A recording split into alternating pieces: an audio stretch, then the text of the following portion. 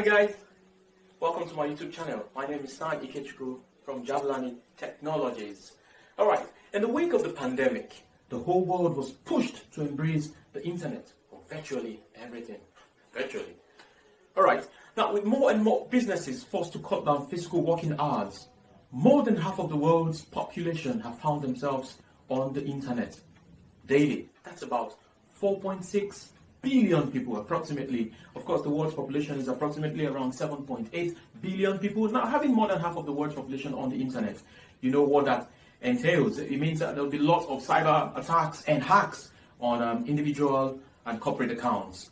Now, it's no magic that these things are available, okay, that these things are happening because of the number of people you find online. Every business, everyone wants to stay online, wants to stay relevant, wants to sell, wants to market. And so you have lots of people crowding there, and for the good and the bad, and of course, the ugly reasons. All right, now in this interesting video, I'll be sharing some amazing tips on cyber security and online safety. Are available online. In fact, we could say that the internet today has become the world's most populated country, in quotes, or most populated habitation.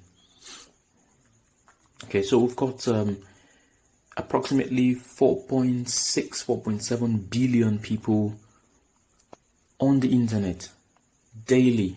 Presently, we have that number as internet users. Now, of course, what this tells us is that the crime rate online would increase. Imagine having that population on a particular continent. You know that a whole lot of competition will be on for available resources. That's what's happening online. With so many people online, there's a lot of competition for relevance and all that.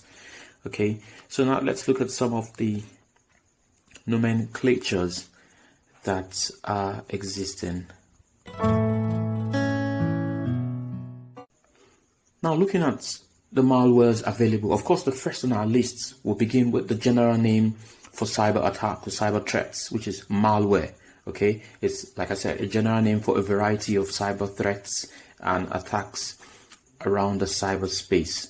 Okay, now we'll look at other types of attacks in details. Now we'll go to the next, which is phishing. Now, phishing simply means a request for data from unsuspecting users through mails. Now, this is similar to your spamming, okay, where you receive unsolicited emails. Now, it's important for us to know that when these emails come in, you have to closely look at them to be sure that you're expecting such emails. Now, if you weren't expecting such email, don't fall for the juicy invitation that comes with some of these emails, asking you to click these to get these, asking you to click to redeem a particular price. Of course, if you have not entered for a lottery or something, I don't think you should be carried away with such requests. Okay, don't allow greed get to you when such mails come to you asking you to click to redeem a prize or something. Just let it go. Now, the next cyber attack we're going to be looking at is password attacks. Password attacks, of course, this is quite straightforward from the name, from the caption. Password attacks, it tells you that these hackers would request for passwords by tracking the user's activities. Now, it could be the activity online or on your phone. Now, as long as you're online on your phone, okay, and you're trying to conclude or conduct a transaction on your phone, now try not to copy passwords. Okay, try not to type in your password and copy it. As soon as you copy such password, now a lot of these apps you have installed would have, of course, requested that they're able to read texts in your phone. So once you copy, you've granted permission to some of these apps you have installed to be able to read through those texts, or the password enters as a text in your phone. Okay, and also ensure that when entering your passwords, they are closed. Okay, they're encrypted with asterisk, the asterisk sign. Okay, even that these guys can still copy your password when it's encrypted, because the encryption is just for your own view, really, not like it's encrypted inside the app. We'll come to a discussion where we'll talk about the app later in this video. Okay, the next is DDoS, distributed denial of service. Distributed denial of service. Now, this somehow is a way where the hackers will make high volume of requests or connection on your website or on a particular website that we have lots of visitors going to. Sometimes they make this request on betting sites, or online sites that will carry out financial transactions. Okay, when they make these requests, now what happens to the site is that the site begins to drag, okay, or loads very slowly. Now about this time, the hackers will strike because the server has been given lots of work, as it were, a volume of work to perform or to process. So they will attack from the back end and gain entrance into the site. Now, once they gain entrance into the site, now it means apparently that all details of users are laid bare to them, because while you're trying to make connection to the site and they have created already large volume of connection or service requests on the website, it means that whatever transaction you carried on is shown to you as online, but not necessarily real time. Okay, they are the ones that will have the real time access to the site you're visiting, but you are just seeing the online access, and so you wait for, while you're waiting for the website to load. Or the next cyber threat on our list is MITM, and what's that? Man in the middle. All right, good. Now for man in the middle, this is a form of impersonation. Okay, the hackers impersonate the endpoint, that's the user, and the entity the user is trying to log into, or the user is trying to connect with. Now, this is an instance of the bank or other payment channels. Okay, I don't want to mention any of them here. I just want to use the general name for banks and financial sites we go to. You know, the sites you go to for financial transactions. Please, when you are on these sites, try to be extra careful. Okay, just like the distributed denial of service, this could also come same way, but sometimes it could be unsuspecting. Okay, they just go and come in between you and your bank, okay, thereby collecting all personal and private information you send to the bank through their apps or their website. Okay, so we just have to be very careful when communicating with our bank apps or the bank website or any other payment channel. There are lots of payment channels, financial payment channels available today, asking you to make one payment or the other through their links, through their platforms, and then get one or two discounts or percentages, or get paid and all that. Please, let's try to be very careful, because these guys are actually in the middle.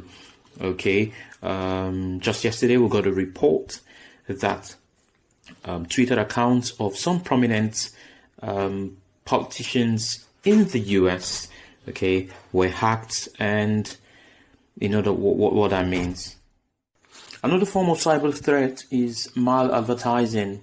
Now, in maladvertising, what the hackers do is to hide malware in adverts to unsuspecting users, and so you see some adverts on particular sites you've visited. Okay, now I think one way to get around these adverts is to look at the costs. Sometimes the costs are ridiculous. Okay, if you're familiar with certain products, you would at least have an idea what the range of the product of the services will cost. Sometimes you go online and then you see a particular app product, like an advert blinking, and then the price is out of this world, and you're like, oh well, I'm seeing a very cheap product, and then you click on it. My dear, you're stuck, because sometimes before you're able to get out of it, they have done what they want to do to your account, either your platform account or your financial account. Okay, I'll tell us how to get around this in case you get stuck and you want to very quickly get off the hook of these guys. All right. Okay, the The last on our list for malwares is, before we're going to look at how to fix all this when you get entangled or when you find yourself as a victim or someone you know as a victim. All right, the last on our list for malware is the rogue software. Rogue software, funny name, funny caption. All right, now the rogue software, what it does is to masquerade itself as a legitimate security software or app. Okay, we find a lot of them on Play Store, your phone Play stores, okay, your phone stores. Now, some of these apps will claim to be able to help increase your phone speed or help save space for you on your device. Sometimes you notice that you're playing a game or you're on a website and then something pops up saying your phone has a virus, your laptop has a virus, click to fix it. Hey, my guy, do not go there. Just allow it. If you can see the X button, just click on the X button, or close the website you're on and revisit again at another time. Okay, and when it tells you your phone is using up a lot of space, you can check this. Go to your phone app itself or your phone memory card, your file storage, and see actually if your phone is using up lots of space. Don't go through the link that is being popped up for you to check to see if your phone is using up lots of space. So that's a rogue software. So how do we fix all this? All right, now staying online safely this period is very important to both individuals and corporate bodies. Okay, now I have listed about 14 security tips you could you may want to apply or follow to keep you safe in this period. All right, one is, let's go through the social media now. First, the Facebook. All right, it's no news that Facebook is being hacked so frequently these days. So what you do is you have to go to your settings and enable the two-way authentication. The two-way authentication, how do you do this? Go to your Facebook account, navigate to settings and privacy, click on settings, go to security and login, then select two-way authentication. It will request that you enter your phone number of your choice and then you're good to go. The next is WhatsApp. Please guys, try as much as possible not to forget to do the two-way verification process. Okay, we see a lot of people who still would I say forget, or I don't know, let me not use a word here. Okay, now do not for any reason fail to do the two-way authentication or verification process, because just like the COVID-19, when you don't wear the mask, you don't only put yourself at risk, you put other people too at risk. Okay, so when you do not enable the two-way verification process, you are putting others at risk. We'll get to see how you're putting others at risk. The next way to get to fix this is looking at your emails. Okay, now a lot of us have our emails all signed in almost permanently, okay, because we don't want to go through the stress of having to re-enter our passwords again. That's actually okay if the device you're using to sign into your email is a personal and private device. That's one. And two, if you do not have lots of sites you have subscribed to. Okay, now if any of these isn't the case, please do well to sign out always after checking your mails. Okay, after checking your mails, to prevent physical or virtual access to your mail. Also try to unsubscribe your mail from any site or link you do not want to receive notice or newsletter from. Another way to stay safe is do not use the same password across your accounts. I'm sure you've heard this like a billion times. It's probably the umpteenth time you're hearing it. Now this is because when one of your accounts is hacked, the hackers will try the same password on other devices they're able to get access to, other of your devices they're able to get access to, or other of your accounts, online accounts they're able to get access to. Okay, they would want to check to see if the password you used in device 1 or account 1 is the same you used in the next one. And if it works out, hey, they just get to trace all your other accounts and follow the pattern and get your account accessed unauthorized. Now you wouldn't want that, so try not to use the same password across your devices. Also, do not use related passwords. Do not use related passwords. Now, sometimes we find that on some of our handles, Facebook, Instagram, Twitter, of course, like I explained earlier, because we do not want to always enter a password each time we want to log in, we leave it that way, and we try to use related passwords so we don't forget. Okay. Now, if you're guilty of that, please go back and edit those passwords. Okay. Because one thing is for the password to be the same, and another is for it to be related, which means, for instance, someone tries to hack my account and the person knows that my password is ABCD. Okay. Now, if the person tries ABCD and it works, okay, the person will look for another of my accounts. Now, try the same ABCD, okay, to know if I'm using the same password. Now, if he tries ABCD, it doesn't work, he'll definitely try ABDC or ACDB, okay, just within that area of knowledge. Okay, have a separate credit card for online transactions, including POS. I see this is where some people will say, guy, can't walk, man, can't walk. Will it work, man? I don't know.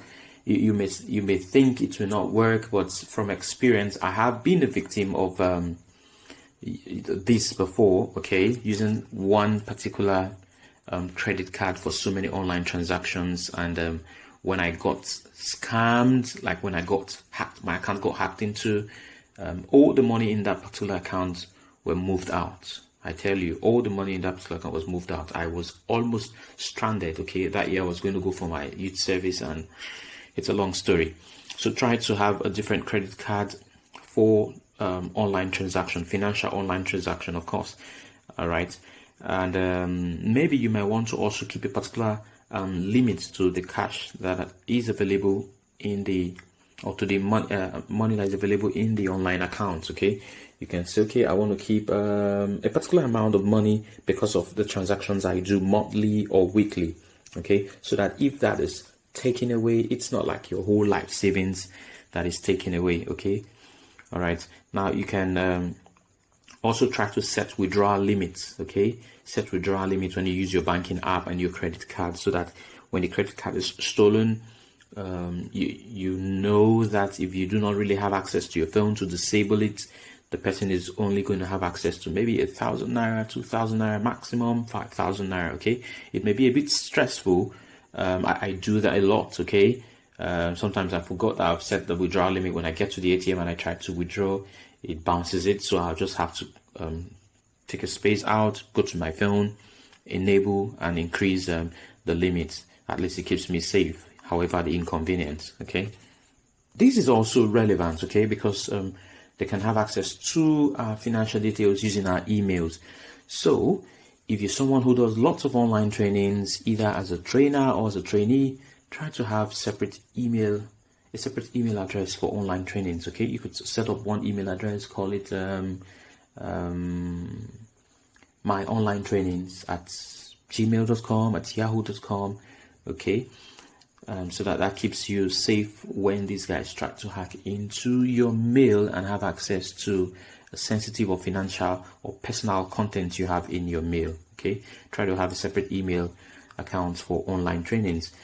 Okay, now the next is do not join WhatsApp groups you cannot verify the owner. Sometimes I don't get it how lots of information fly through these days, and then you say and then you hear to join my group to learn how to cook stone, to learn how to boil water, to learn how. Come on, there are lots of things, you cannot learn it all. So limit the number of WhatsApp groups you join. If you cannot verify at least 5 people in the group, that if you do not know the owner, try to be able to verify 5 people in the group and be sure that those 5 people are, in quotes, resourceful people. You can say, okay, because this person is in this group, I know I'm in the right group, I know I'm safe, I know my data is safe, or my data is protected. Okay, please, I beg you, do not just jump into any group, WhatsApp, Telegram, asking you to join, to learn this, to get trained on this. You can Google up some of these things and get to know them. You don't necessarily have to join that group, except you can verify the owner of the group, or like I said, at least 5 members of that group. You can call them up to say, I see you're in this group. Do you know the owner? Do you know what this group is about? Okay. And even when you're in that group, try not to click on every link that is sent to you. Okay. Okay, this one is straightforward, simple. Have a reliable backup plan, physical or virtual. Okay, in the event of a cyber attack, all right, that's when your account has been hacked or attacked. Okay, now if you're lucky, these guys will just take data out of your account, not like finance, not like funds or something out of your account that has been hacked. Okay, if it's just data and it's not data that will put you into trouble, and maybe they lock it out, like distributed denial of service. Now, if you've got a backup already, so you're covered. Now, this backup could be on another hard drive, another laptop, that's a physical backup, or a virtual backup on a cloud storage, like an email or a paid cloud service. Okay. Now, another thing you need to know is that not every app on your phone store should be trusted. I think everybody should know that not every app on your phone store should be trusted. Okay, now this is commonly used in the man-in-the-middle and rogue software attacks. Okay, they come in between because they've set up an app that is not real, and so when you communicate with this app, you are actually communicating with them. All your data, all your details are made open to them to view. Some years ago we had the attack, and what's the other name? I can't remember the other names now. These are very common scenarios of man in the middle. Okay, someone sits there and you begin to transact. The person just watches you, says, hey, look at this guy, just collects all your information. Now, when you're using your banking app, let me stress this. When you're going to be using your banking app for financial or online trading purposes, please try to contact your bank, whether it's their app, whether it's their website. Okay, try to contact your bank to be sure you're on the right website, to be sure you're using the right app, because I tell you, every day these websites get cloned, these applications get cloned. Okay, and you may not be so sure because they try to do a perfect cloning of the graphics, the contents, the arrangement. Okay, what they usually do not get in terms of website is the domain name. So you try to get the domain name of your bank and make sure you know the domain name completely or correctly of your bank. For instance, your bank's domain name can be abcbank.ng. Okay, these guys will now clone it to be abcbanks.ng. You see that just a letter S could be negligible. You could say, okay, I think it's the same bank URL. Please try to confirm these URLs with your banks before entering your data into them. Also, the applications, when you see them on your Play Store or your App Store, please try to confirm with your bank before downloading any of these apps into your phone, because once you download, of course, these apps will be requesting for permission to access this, to access that. Those permissions you've actually granted them access to your life as a whole. Okay, so try to be careful with online transactions through banking apps or websites or trading platforms, so forex and all the other ones, crypto dealings and all that. Set up SIM lock on all your SIMs. SIM lock on all your SIMs. We cannot stress this enough. Okay. Now with this, just your phone faces the risk of being flashed. Okay. When they steal your phone, what they can do is go to a phone repairer or do it themselves. Flash the phone, remove all the data, and the actual fingerprint lock or the face lock or the password or the pattern lock you have placed on your phones. All of these can be erased in a couple of minutes or hours. All of these can be erased, no matter the quality of the phone, no matter the brand of the phone. The lock security, the phone lock security can be replaced. But if you have placed a lock SIM security on your SIM, on your mobile line, okay, this is usually very, very, very, very, let me say impossible for now, to unlock, okay? Because if you set up a pin and they enter the wrong pin, of course, except you have set in very easy pin, a pin that is easy to get. Imagine somebody using 1234 or 4578 and all that. That's your pin. Okay, just choose a pin that is very difficult to get but easy to remember by you. Right now, when these guys steal your phone and unlock your phone, they try to unlock the SIM. It becomes impossible, and then the telecom network locks them out of it. So you know that your SIM is safe, and if there are any financial details or records in the SIM, or your account, your BVN number is in the SIM or something, you know all that is safe. Okay, so I think the telecom network helps us in that regards. Okay, ensure you set the SIM lock, please, and please set the SIM lock. All right, now the next is deactivating your credit card. All right, now in this, when you find that you have clicked or logged into the wrong website or link, okay, I said I was going to talk about this. So if you found that you have clicked on the wrong link or the wrong website, simply call your bank to deactivate your credit card from debit, or you can do that yourself by using your trusted bank app. Okay, using your trusted bank app to quickly deactivate your credit card, limits, withdrawal, and all that. So that puts you at a safer position. Now, the next is to update software and device apps regularly. Okay, a lot of us find it disturbing when certain apps pop up asking us to update our apps. Okay, when you see these requests or notifications, please don't ignore them, especially your financial apps, okay, your online learning apps, and in fact any app you have, because as long as that app has been granted access to your contacts, your texts, your emails, please update them when these requests pop up for you. Okay, for the love of your savings and your device, just update when these notifications come up. All right, just reach out to your app store and update them, especially your banking app, like I said. Okay, please, this keeps you a lot safer than you would be if you do not update them. Okay, sometimes they may not come in as a notification. Regularly, just do a check. Go to your Play Store or your App Store, click on it, click on updates, and see which of the apps are up already for updates. Okay, guys, we have come to the last tip to keep you safe this period from cyber threats and attacks, and that is how do we avoid this in Nigeria? You know, we like free things a lot, right? All right, that's the number 14 says avoid public Wi-Fi. I'm seeing somebody saying Please avoid public Wi-Fi, okay? Not every Wi-Fi that is open and free is good for you to use, because the fact that it's public and it's open and it's free, it means the security on it is reduced.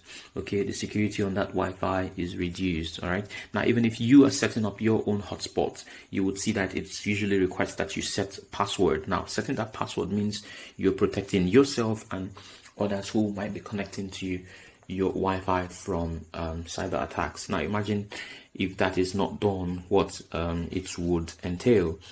Okay, please avoid as much as possible, except it's trusted. Somebody's asking, how about my workplace Wi-Fi? If the workplace Wi-Fi is trusted, okay, you might have to speak with your database administrator or your IT administrator to be sure that the Wi-Fi is a trusted and a secured Wi-Fi before you connect to it. Okay, yes, before you connect to it. Research has shown that lots of the cyber attacks that happen have come from the use of public Wi-Fi, because what it means is that all of us are in the same room, and so we have access to ourselves. Thank you for watching. Hope you enjoyed the video, and of course I've learned one or two tips about cybersecurity and online safety, especially at this period of the global lockdown and frequent online activities. Please don't forget to like and share this video, and for more interesting videos, please subscribe to our YouTube channel. Bye for now.